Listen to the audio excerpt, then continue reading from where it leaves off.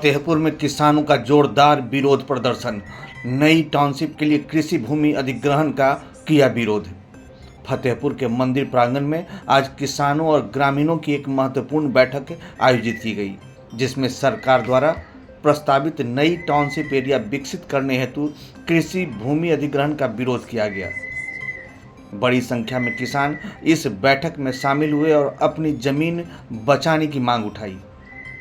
बैठक के दौरान किसानों ने कहा कि उनकी उपजाऊ कृषि भूमि का अधिग्रहण किए जाने से उनके सामने रोजी रोटी का संकट खड़ा हो गया है। ग्रामीणों का कहना है कि खेती ही उनकी आजीविका का मुख्य साधन है और जमीन छिन जाने पर परिवारों का भविष्य प्रभावित होगा।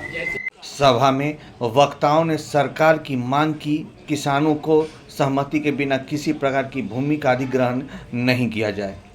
किसानों ने इस मौके पर चेतावनी देते हुए कहा कि उनकी मांगों को नज़रअंदाज किया गया तो आंदोलन को और तेज किया जाएगा।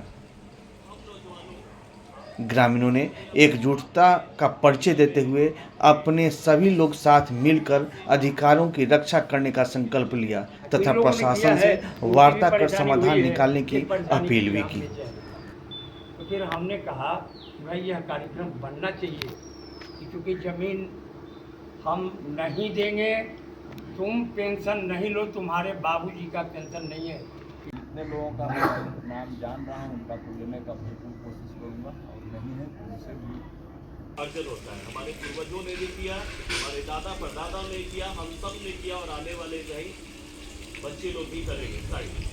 हमारा उपस्थित जीविका का अर्जन होता है। हमारे पूर्वजों ने भी किया, हमारे दादा परदादा ने किया, हम सब ने किया और आने वाले भाई बच्चे लोग भी करेंगे। गौरतलब है कि बीते दिनों बिहार सरकार ने राज्य में 11 नए सैटेलाइट टाउनशिप डेवलप करने की घोषणा की है। इसके साथ ही हजारों एकड़ खेती के जमीन का अधिग्रहण करने की प्रक्रिया जारी कर दी है।